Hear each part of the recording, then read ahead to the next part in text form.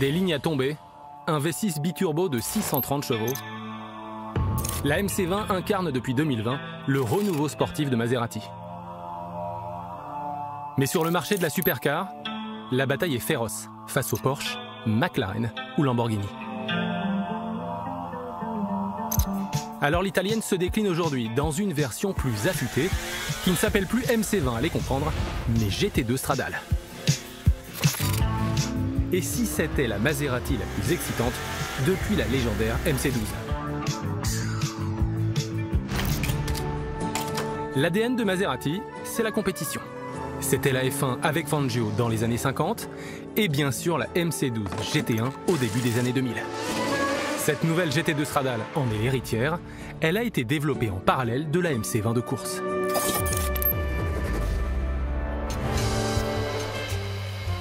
Non, ceci n'est pas une table de pique-nique, mais bien un aileron fixe en carbone, largement inspiré de celui de la GT2 de course. C'est bien sûr un élément central du nouveau kit aéro qui génère jusqu'à 500 kg d'appui à 280 km/h. À titre de comparaison, une MC20 plus classique profite, elle, de 145 kg d'appui à haute vitesse. C'est beaucoup moins. Le look est extrême. Tout a donc été pensé pour favoriser l'aéro, mais aussi le refroidissement, à l'instar du capot carbone, très ajouré. Les portes en élytre, elles, sont toujours là.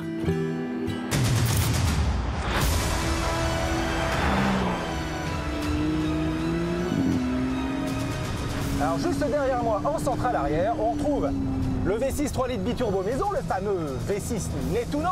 Il passe de 630 à 640 chevaux et il est toujours couplé à une boîte à double embrayage à 8 rapports, très rapide, regardez. Le 0 à 100 en 2 secondes 8, soit 1/10 de gagné. Ça accélère vraiment très fort.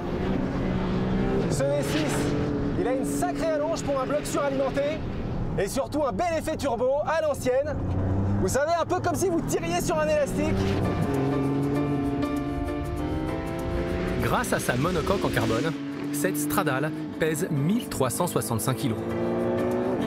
Les jantes forgées à écrou central, les mêmes que sur la GT2 de course, permettent à elles seules de gagner 19 kg.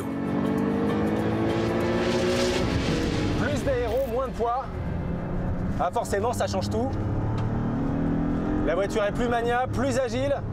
Et ça, c'est dû aussi aux modifications apportées à la suspension, reprise là encore de la GT2 de course. La direction, elle a été recalibrée.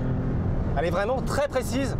Par contre, elle est encore un peu trop légère à mon goût, notamment pour finement cerner le train avant. Bon, ok, je suis pointilleux, mais il faut être pointilleux. C'est une Maserati tout de même.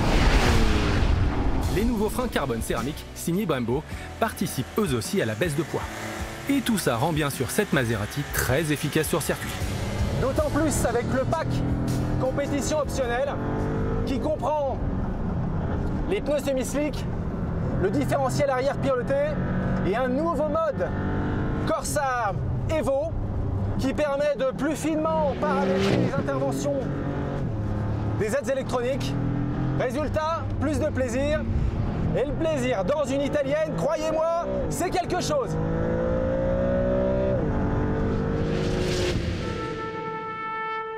L'habitacle est bien sûr typé course, épuré mais pas dépouillé, et quasi intégralement recouvert d'Alcantara pour diminuer les reflets. Le carbone mat, lui aussi, est partout, des baquets Sabelt au volant plus épais, en passant par l'inédite console centrale. C'est fonctionnel et plutôt raffiné.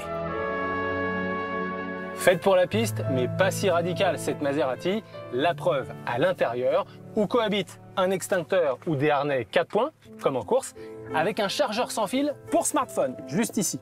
Et encore, il est même possible d'opter pour une Hi-Fi de 695 watts et 12 haut-parleurs en option. C'est tout le paradoxe. Et oui, Maserati l'a voulu performante sur circuit, mais aussi la plus facile à vivre possible sur route. Son secret, sa suspension pilotée, mais pas que.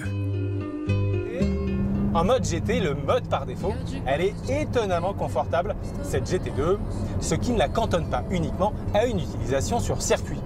Une polyvalence de bon aloi, et d'ailleurs elle est bardée d'assistance à la conduite, d'une caméra de recul et de l'indispensable lift.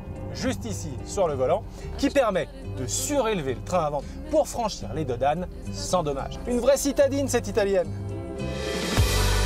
Oui, enfin, une citadine affichée presque 380 000 € malus compris et dont la production est limitée à 914 exemplaires. Maserati revient dans la course avec une GT2 Stradale bien plus polyvalente qu'elle en a l'air, un peu à la manière d'une GT3 chez Porsche. Un pari audacieux, car à ce prix-là, l'italienne rentre en concurrence directe avec des autos plus abouties. C'était le risque à faire tant de compromis.